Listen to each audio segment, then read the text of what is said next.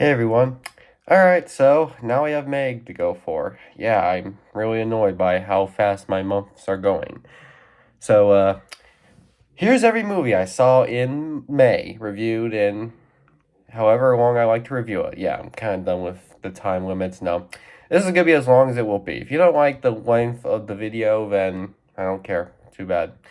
I am having a hard time shoving so much information into just 1 minute, so these reviews will be as long as I can make them. I cannot try to jam them so hard. I talk too much about things. It's a problem. So here it is. Starting off with some Arnold Schwarzenegger nonsense. Total Recall is a silly futuristic movie, and unlike the Terminator, which was fun and action packed, Total Recall is okay. Yes, it's action packed, and yeah, it's kind of fun. The difference is this one's on a silly length of fun. The fun in this movie mostly comes from how silly most of the things are. Like, it mostly revolves around a silly, very over the top future that Arnold is stuck in. It's kind of just this whole idea of him being weirded out by the weird things the future has to offer. That's kind of just what the movie mostly goes for. And it's fun, you know? I had fun with this movie. There's definitely a lot of fun that can be found with the stuff that's set up, you know? Because, like, you got Arnold's performance, which definitely works well. And granted, I was not really able to take much of this movie seriously. I could still watch it fine. It was decent enough to work as a movie. And while I probably couldn't take all of it seriously like most of Arnold's movies, I will say he definitely did make this movie more enjoyable to for me to enjoy. So I'll give Arnold credit. He's always doing good with his movies. Even if not all of his movies turn out great, he does know how to keep us entertained. And I'll definitely give him that for his movies. So Total Recall, it's definitely nothing bad, which is good. You know, it's just a fun, decent movie with some silly moments, but still something admirable for it. Now here's something interesting. I actually have never seen any of the Planet of the Apes movies before. Remember when I reviewed the newest one that come out, I was pointing out that I might have an opinion on a franchise coming soon. Well, that's because I was going to share with you all the fact that I have not seen these movies yet, and knowing this new one was coming out, I felt like I was running out of time. The reason I haven't seen any of the movies before because I wanted to wait until I could watch the original before I can get into any of the new ones in the remake trilogy. I just mostly wanted to see what those movies were supposed to be paying success for. So I didn't want to watch them until I saw the original one, which I couldn't find. Well, I finally found it, and now I finally watched it. So what do I think? I think it's actually really great. And it's weird because it shouldn't have been so great. I mean, it's on paper very silly. It's ridiculous. You know, it's about apes who take over the world. They're like a whole planet where apes are the focus. They're humanized, they talk, and the humans are all just a bunch of cavemen, talkless weirdos with two humans who land on who find themselves stuck in the planet. They seem to be the only sane ones, so they kind of have to cope with these apes and how ridiculous it is. I actually do like the way this movie goes. I think what makes this movie so great to me is how it kind of shifts in the backwards focus. Like, this movie kind of shows kind of humans getting tortured by apes in sort of a backwards role to where in a real world it would be mostly around the animal abuse that some monkeys can get. Well, it's kind of just going reverse psychology. I like the ideas that they do with this as well. I kind of like, you know, how they treat me these characters. Like, sure, they can be a little silly, but it still was able to make it followable. Like, they could have very easily have just made this movie just plain dumb with no real interesting stuff happening, but they actually were able to make an interesting story out of what they had. And I gotta give them movie for that. That's something I think was really rare to see happen.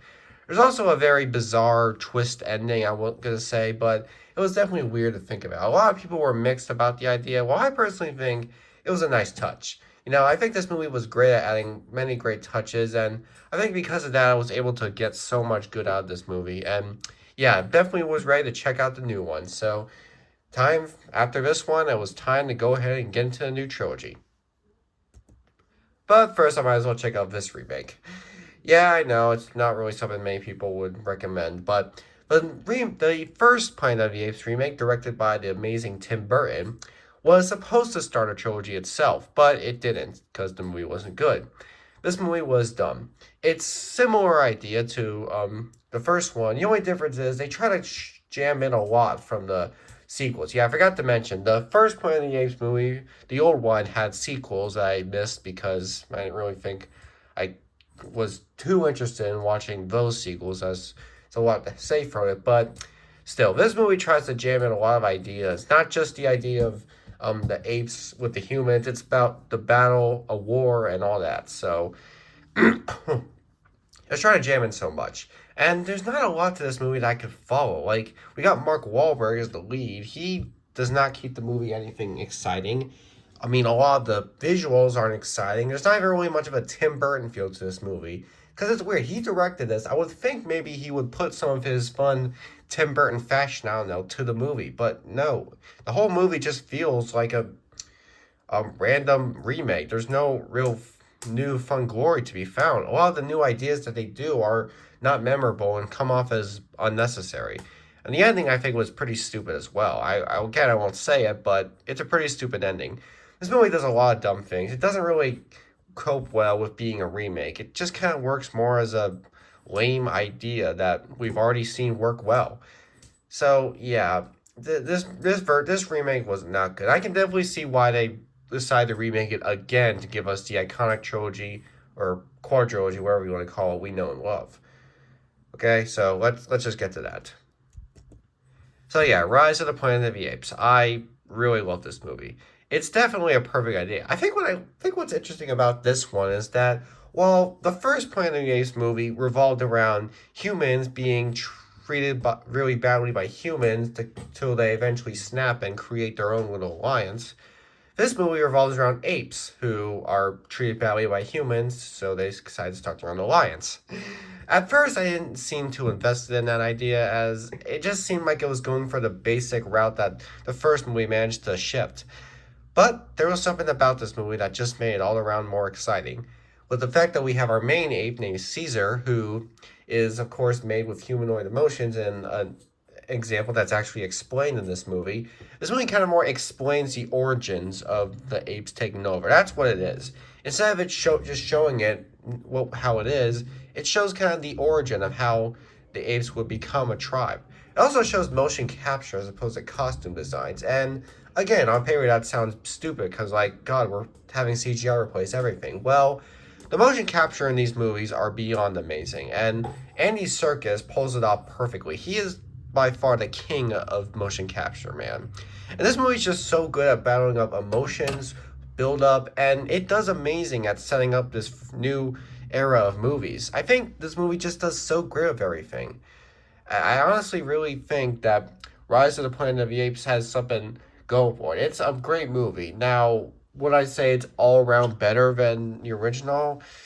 I don't know. There are some things I think the first one was able to accomplish. I mean, the first one's better in terms of creativity and more surprises to leave us on a big impact. But this movie's impact for setting up an overall series was definitely more well executed. And in terms of visual style and performances, this movie definitely did an amazing job with it. I was really look forward for it. So yeah, I have the other two movies put in the same bit because my opinion on them is kind of the same. Now, I'm not saying I think both movies are the same. They're not. They both are totally different in all ways, okay? Both movies definitely do a new story. But my opinion on why I love them as well as why I don't think they're as good as the first one are the same. Let's talk about the good stuff. Dawn and War, the new two other Planet of the Apes movies, take on a new adventure with these apes, showing them continuing to survive as apes and having to fight against humans who are setting up a war against these apes for a virus that they've caused. And that's kind of how it is. Dawn kind of focuses on how the apes live in their own world and how they kind of have apes to deal with themselves, while War focuses on all apes being put away by humans in a camp of some sort. There's definitely a lot of fun to be found with both movies. They do a great job at continuing on this new legacy of apes and showing off some more great performances by the apes themselves. That is something exciting. But why don't I like these movies as much as Rise? What is it about Rise that made it better than these two movies? considering how many people say the sequels work better. Well, let me explain. For one, I have to admit, the human characters weren't that interesting. Kind of like with the MonsterVerse movies, like how Godzilla and Kong have uninteresting humans. Well, maybe just me. That's kind of how I felt about these two movies. I don't know. We were given humans that had a purpose, but at the same time, I feel like it would have been worked a little better if we just didn't focus too much with them. In Dawn, we got some humans that randomly show up. They don't really add much to the story, I feel like. And in War, the humans we get like Woody Harrelson as the leader of the camp the apes are sent to. I mean, he definitely tries to give a good performance, but I just wasn't able to find him very interesting. I also don't find the human that they accompany and kind of have join their side to be anything that exciting. I mean, she works well, but she just didn't really have me focused on as much as the apes. So I feel like the humans that we got in these movies just did not do enough to admire. I was more admired by the apes to the point where the humans just left me like, eh. And I just don't know if that was good. Another problem I have are this visual effects. Hear me out. The apes look amazing, okay? They look phenomenal. The motion capture for the apes are amazing. But everything else, I have to admit, like the CGI for some of the other things, as well as a few green screen moments, they kind of wore out their welcome a few times. Look, the apes look amazing, but everything else, they kind of get a little worn out as it keeps going. I don't know, maybe it's just me, but I feel like with how great the apes look, most of the other CGI just kind of doesn't, kind of overstates its welcome a little too much. Anyway, that's just my thoughts. All three Planet of the Apes movies, well, four, including the new one, or five, I guess, including the original, they all work really great. And even if they aren't all as amazing as they are, I think that despite some being better than others, the Planet of the Apes is definitely a franchise I was happy to be introduced to. Alright, enough of that ape shit. Casino from Martin Scorsese. This movie I like to consider sort of a casino version of Goodfellas. Like, we all know Goodfellas being an iconic gangster film. Well, that's kind of like Casino. The only difference is it's a casino-based movie, and it revolves more around a bunch of robbery and theft being for a casino, along with a woman, Sharon Stone, who is essentially getting a lot of bad reps from a casino. That's kind of the kind of stuff this movie goes for. It kind of tells some of the tragic things that a casino would have. And I will give the movie credit. It definitely does good at exceeding my expectations for what I expected the story to be like. I thought maybe the story would just be basic life of the casino, how tense it could get. And granted, it does do that, but it does actually tell some new ideas, and it does surprise me a few more times as well. I don't really think the movie did as much as Goodfellas did, though. I don't know, I feel like this movie kind of slowed down at times, and I feel like they kind of benched too much with these characters that I was more interested in one than some of the other. I honestly think Joe Pesci was easily the best performance in this movie. I mean, he portrays every line in a perfect manner. He's about as good as this as he was in Goodfellas, and that's a pretty good compliment. But yeah, man, that was kind of bad. The other performances went from okay to pretty well executed. I know Sharon Stone was great in that movie, most people say, but I thought she was good. I didn't think she was anything amazing. She did a good performance. So, truth be told, I was mostly more invested in the characters we didn't get enough of as opposed to the characters we see a lot of. It's definitely works fine, just I wouldn't say the movie works as well as Goodfellas did, but I'm not going to try and compare it too much to that. I'm just saying, it's another good Martin Scorsese movie. Nothing amazing to me, but for Scorsese's standards, it works pretty good. Yeah, Lucy. Good old Scarlett Johansson in another fun role. Lucy stars Scarlett Johansson. I was kind of going off script. Lucy is the story of a woman who seems to get she seems too self-aware of the world. She starts to reach this point where she just starts going all crazy, starts doing things that no one would imagine, starts being insane, basically. That's basically what the movie is. It's about a character who is essentially too smart for the world, essentially does too much to surprise us. Honestly, that's all I could say. Okay, this was one of those movies that's really hard for someone like me to explain. You would really need like a more expert person to explain this because me, That's really all I can say about it. Most of the film kind of is a very bizarre kind of movie, so I really don't think there's much else I can explain about its story than what I just said. You mostly gotta look at it as a bizarre twist. It's a decent type of movie, but it's really bizarre. And it's not like something like Matrix where the bizarreness kind of gets a purpose. It's more kind of one of those bizarre adventures that you mostly have to look at a few times to fully get what you're looking at. So I might think about looking at this movie a few more times, and maybe I'll look better at what the story is and not be as confused as I sort of was at the viewing. So right now, I just think the movie was okay with what it did, but I don't know. I feel like they could have maybe explained how insane things were a little better. Another movie in the Viewers universe that I'm going out of order in, Clerks 2, a sequel to Clerks. This one revolving around our main duo working at a new place, meeting new characters, as well as reuniting with some old ones. Of course, I have a fun connection with this franchise and I'm still doing. I still have a few more movies to check out, but I'm definitely going out of order. Anyway, Clerks 2 isn't as great as Clerks 1. Well, in terms of going for a great serious story structure, I would say no. I really like this movie, okay? Look, I do. But I think it's a little bit more of a funny comedy movie than Clerks 1 was. Now, look, Clerks 1, I get it was a comedy too. Of course it was. There were a lot of funny moments it offered. But I actually was able to take its structure seriously. I saw it as a kind of a examination of how being a man at a convenience store is. I saw that they were kind of structuring that trope pretty seriously. Because even if there was a lot of comedy to it, it was still a serious story I could follow. Clerks 2, I guess because there was a higher budget with this one, seems to go on a more comedic standard. Like a lot of times I was mostly just laughing at what happened as opposed to really following it. Because there were serious moments, but I think the comedy in this movie just works better in cases. Sort of gives me more vibes from Jay and Silent Bob Strike Back as opposed to the first Clerks movie's seriousness. Now again, it's probably just me not having as much connections with this franchise. And don't get me wrong, I will definitely watch more movies when I can, but for now I'm just going out of order. So Clerks 2 is a funny movie, maybe not as great as the first one, but it's funny. And for a Jay and Silent Bob production, I guess that's what matters. American Sniper. This movie has something going for it. Bradley Cooper, and the movie directed by the amazing Clint Eastwood. Essentially just about this war guy who has a family.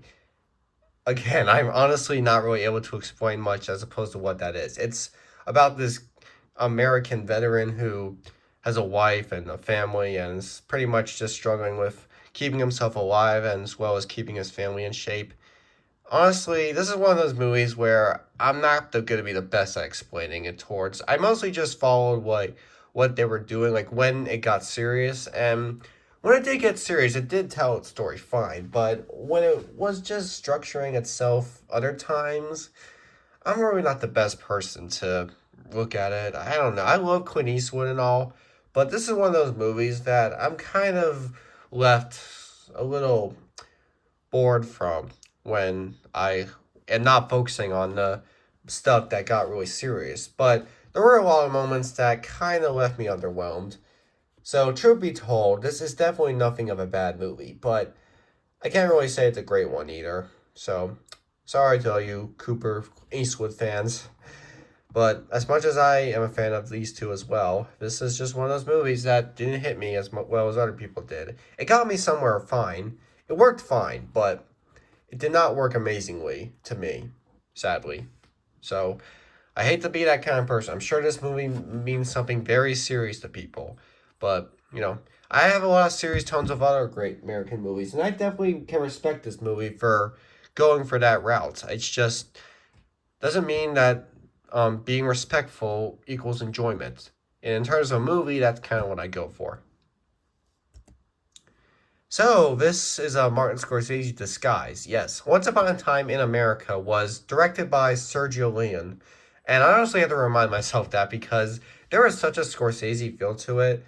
I guess mostly because it stars Robert De Niro and it's a American gangster type of movie of sorts. The whole movie is like probably the longest I've ever seen outside of the Lord of the Rings extended version. But yeah, you know how long this movie is? Try 3 hours and 49 minutes. That's how long the movie is. Even Return of the King was only 3 hours and 26 minutes. I only say it's longer because I watched the extended cut, which was over 4 hours. But this is the original cut of the movie, and it's that long. I actually have to sit for this movie in 2 viewings. I'm that lazy. But yeah, this movie, it did good. I think it was good for what it was. I guess its runtime wasn't necessary, but it definitely was doing an idea. It showed kind of a long showing of the main characters as kids and how they kind of grew up to take on a similar route. And I can definitely understand that there was something about this movie that I didn't get just right. But in the first viewing, I saw Once Upon a Time in America as more sort of a attempt to go for a full origin and kind of develop a character as well. And I guess it worked in some good ways, but in other ways, I'm kind of wishing the movie went a little shorter with that. But I don't know. I guess some people think the runtime is necessary. Well, I personally don't. I was at least able to say it did good with what it was. I guess I don't know if I would be able to sit for this if it was one sitting, but the fact that I watched this movie in 2 sittings proves not only am I lazy, but this movie can work if it was just done maybe better in terms of 2 parts. Because it's still a really good movie, but it's not one that I would say needed. It's super, super long runtime. This movie is so hilariously bad, I have to admit. I know people really like this movie. I can understand why, but I think this movie is hilariously bad. I know. But I gotta be honest. This movie made me laugh. Okay, not in the full ways. It is supposed to be a martial arts type of movie. It's kind of going for a Bruce Lee or even maybe Karate Kid type of style. And no disrespect to Jean-Claude Van Damme, even though I don't know much about him, I can definitely tell he has a good record being someone famous. I'm sure, but this movie is just his performance was ridiculous over the top. I'm sorry, but I could not take this movie seriously. It was beyond ridiculous and beyond over. It was a basic martial arts movie. It had basically all the tropes I've seen before. I mean, yeah, it went with some new ones, but man, I laughed, okay? And because it's supposed to be a serious martial arts film, that's a problem. I'm sorry, people. I know this has a fan base, but I could not find it unironically enjoyable. It was just so ridiculous, okay? It's a very dumb movie, and I hate to say that for people who really appreciate this guy. Because, look, I don't know much about him, so maybe I shouldn't be judging someone I only seen in one movie. But this movie, it made me laugh, and it wasn't supposed to. So that means it's not very good. Okay, so this is the movie that introduced me to another pretty controversial actor, Shia LaBeouf. I have not seen any Shia LaBeouf movie before, but this has been my introduction to him. Disturbia is a ripoff of Alfred Hitchcock's Rear Window. Okay, no, it's not a ripoff. It's inspired by that, but I don't really see that as much of a good reason to do that. Okay, it's not an entire ripoff. I'll admit it does do some new stuff. I guess I can respect that, but at the same time, it still does a lot to just feel too Rear Window type. And Shia LaBeouf's performance, no, it doesn't do it for me. Okay, his acting in this movie was okay at times, but he, for the most part, was just so uninteresting. Okay, the whole movie felt uninteresting. It only got interesting when we saw something loud happen. When something loud happened, that's when something interesting was going on. But when the movie was left kind of with just dialogue and basic sounds, nothing about it really excited me or felt amusing. It was just about this guy who was under house arrest and spent the whole movie going crazy and believing his neighbor is crazy killer, which is again just a knockoff of Real Rindo. And yes, I know it was inspired by it, but I don't really consider that a good reason to just take the story. That's not what I like to do. So yeah, this movie did not do well for me. I mean, it definitely worked when it was going loud, but when it were just trying to tell its own thing, when it was just trying to be a simple structure with just dialogue going on, no, barely any of it stuck. spent a lot of time talking in this video, did I? I know. I like to talk a lot, okay? I talk fast and I talk a lot. That's a problem. I probably should get that checked out, shouldn't I? Maybe I will. Maybe I will.